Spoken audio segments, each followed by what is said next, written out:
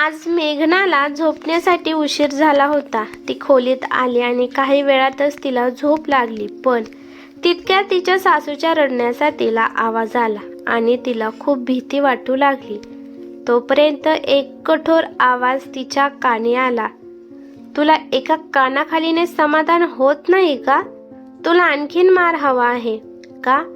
हा आवाज ऐकून ती स्तब्ध झाली.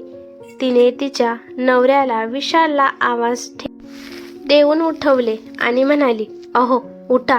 मला असं वाटत आहे की बाबा आईला मारत आहेत, कारण आईचा रडण्याचा आवाज मला थोडासा ऐकायला येत आहे. विशाल तिला रागाने म्हणाला, आई मार खाण्याच्याच लायकीचे आहे. तू मला झोपू दे. रात्री उशिरा वडील त्यांच्या खोलीत काय करतात याची आपल्याला काळजी नसली पाहिजे. ही त्यांची वैयक्तिक बाब आहे. त्यांनाही त्यांची गोपनीयता आहे. ती स्वतःला रोखू शकली नाही. ती उठून तिच्या सासऱ्यांच्या खोलीत गेली. त्यांच्या खोलीचे दार निम्मे उघडे होते. तिने सासूच्या खोलीत पाहिले तर तिला धक्काच बसला, कारण तिच्या सासऱ्यांनी कावेरीताईंना भिंतीवर दाबले होते आणि त्यांनी त्यांचा हात सासूच्या गळ्याला घट्ट धरला होता. दुसऱ्या क्षणी तिच्या सासऱ्यांनी पुन्हा कावेरीताईला लाथ मारली आणि म्हणाले, अगं तू खूप भांडायला लागलीस. तुला स्वतःची जीभ चालवायला कशी येऊ लागली? हे सगळं तू कुठून शिकलीस? लक्षात ठेव, तू एक स्त्री आहेस आणि तुला आयुष्यभर माझी सेवा करावी लागेल. इतक्या वर्षात तुला माझे अत्याचार सहन करण्याची सवय असायला हवी होती. आता मेघना स्वतःला रोखू शकली नाही. ती रागाच्या भरात सासऱ्यांना म्हणाली, बाबा तुम्ही काय करताय? तुम्ही आईवर हात कसा उचलू शकता?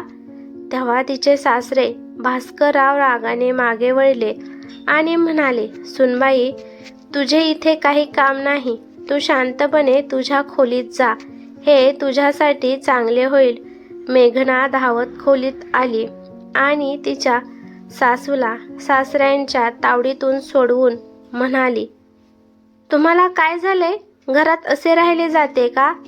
तेव्हा भास्करराव रागाने म्हणाले, हे माझं घर आहे. मी या घरात माझ्या मनाप्रमाणे राहू शकतो. मला गोष्टी समजावून सांगणारी तो कोण? असे म्हणत ते रागाने पाय आपटत विशालच्या खोलीजवळ पोहोचले आणि मोठ्याने ओरडत म्हणाले, विशाल तू काय करतोय? तू तुझ्या बायकोला आवरू शकत नाहीस का? तिला लवकर आवर, नाही तर बरं होणार नाही.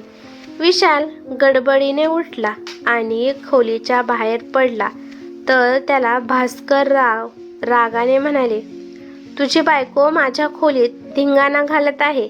तिला सांग की मी माझ्या खोलीत काहीही केले तरी तिला त्यात हस्तक्षेप करण्याची गरज नाही. आता विशाल त्याच्या बाबांच्या खोलीत धावत गेला आणि लगेच मेघनाचा हात पकडला आणि तिला बाहेर काढत म्हणाला, चल तुझे इथे काही काम नाही. ही बाबांची खोली आहे.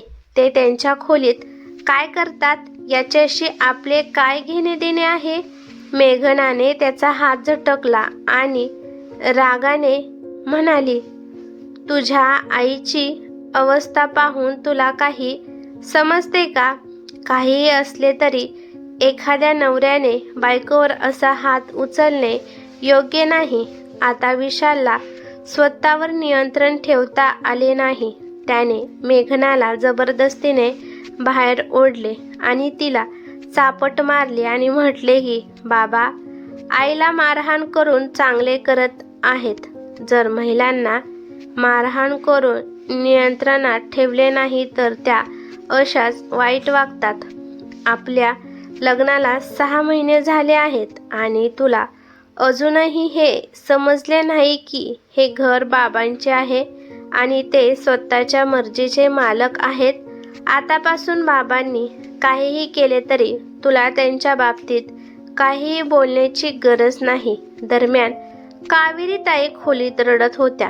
बाहेरून चापट मारल्याचा आवाज ऐकून त्या बाहेर धावत आल्या आणि मेघनाला जमिनीवर गालावर हात ठेवून बसलेले पाहिले.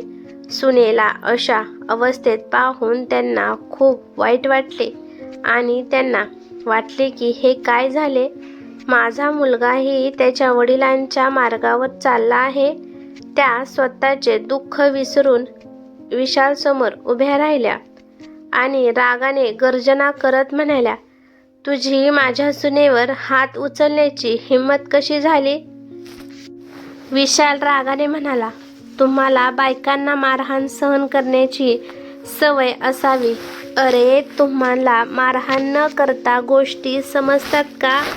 कावेरीताई रागाने थरथरू लागल्या आणि विशालला जोरात चापट्या मारू लागल्या आणि म्हणाल्या, नालायक मूर्खा मुला, मी तुला या दिवसासाठी घडवले का?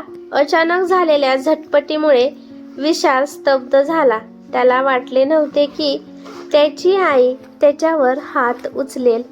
तेवढ्यात भास्करराव कावेरीताईंकडे आले आणि म्हणाले, तू माझ्या मुलाला का मारलेस? तेव्हा कावेरीताई रागाने म्हणाल्या, तुम्हाला असे का वाटते की फक्त महिलाच मार खाण्यासाठी पात्र आहेत? तुम्हीच ती कामे करत आहात जी मारहाणीला पात्र आहेत. प्रत्यक्षात कदाचित माझी चूक झाली. जर मी चुकीचा विरोध केला असता तर आज कदाचित माझा मुलगा त्याच्या वडिलांच्या दुर्गुणाचा सावली बनला नसता. भास्करराव रागाने म्हणाले, थांब, मी आता तुला चांगलाच धडा शिकवतो. तेवढ्यात कावेरीताई धावत आल्या आणि कोपऱ्यात ठेवलेली बॅट उचलली आणि रागाने ओरडल्या आणि म्हणाल्या, खबरदार, जर तुम्ही माझ्या दिशेने एक पाऊलही टाकले तर.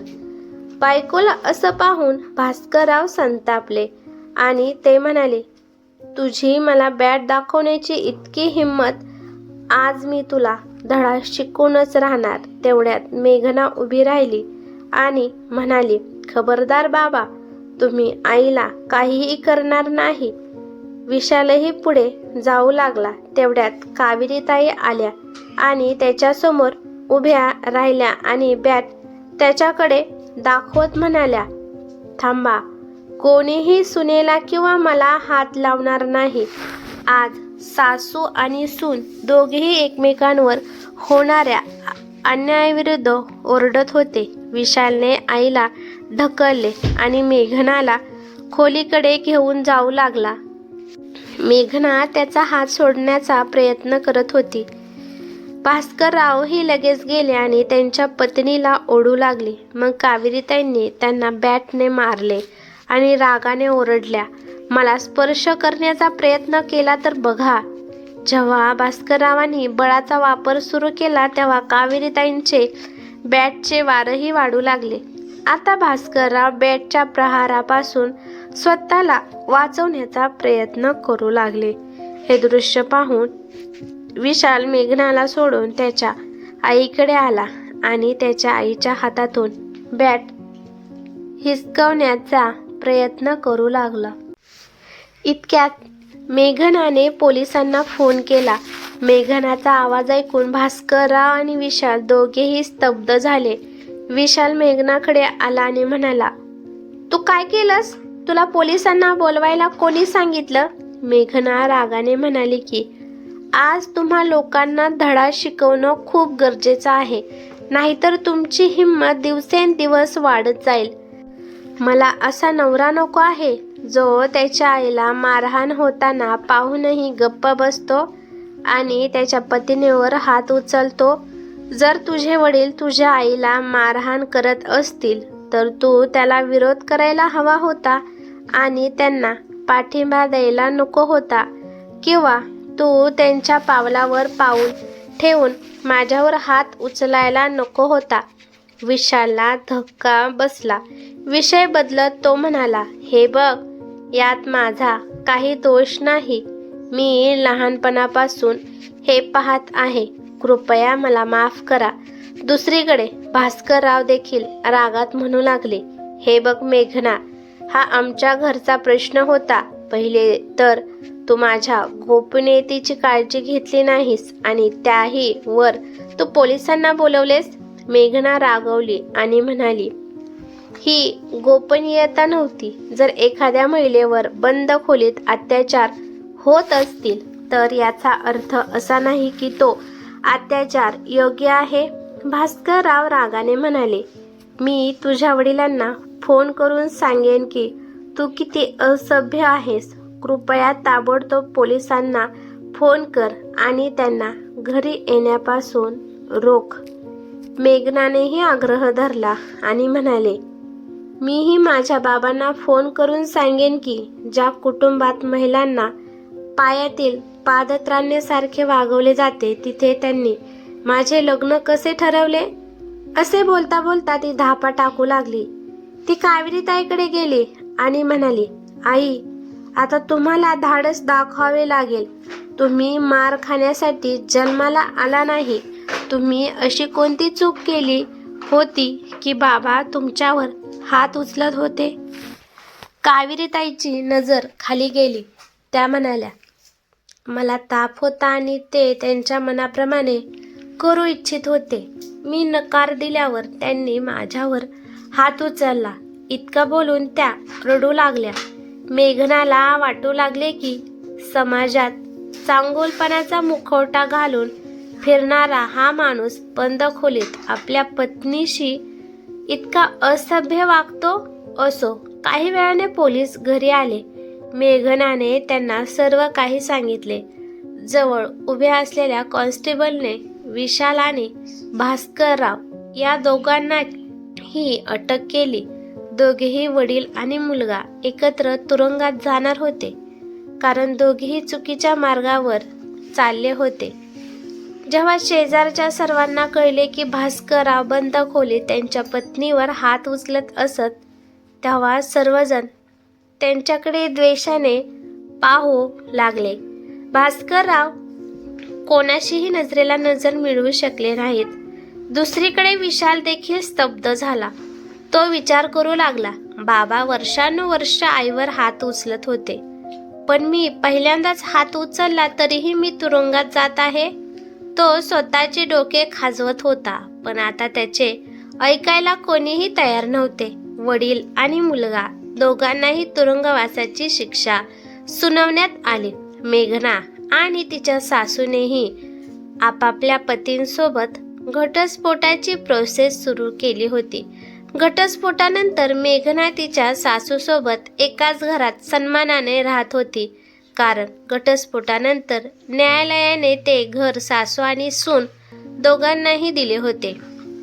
दरम्यान मेघना नोकरी शोधू लागली आणि तिला एक चांगली नोकरी मिळाली. मग खूप विचार करून कावेरीताईंनी त्यांचे ते घर विकलं आणि गोव्याला गेल्यानंतर सासू आणि सून दोघींनी मिळून एक नवीन घर खरेदी केले. आता त्या जुन्या कुटो आठवणीपासून खूप दूर होत्या आणि एका नवीन वातावरणात नवीन जीवन सुरू केले होते.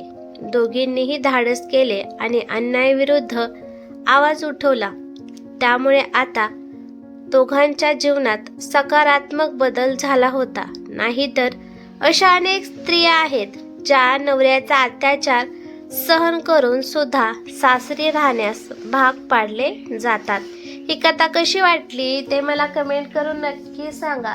कथा आवडली तर लाईक शेअर नक्की करा आणि चॅनेलवरती नवीन असाल तर चॅनेलला सबस्क्राईब करा. धन्यवाद.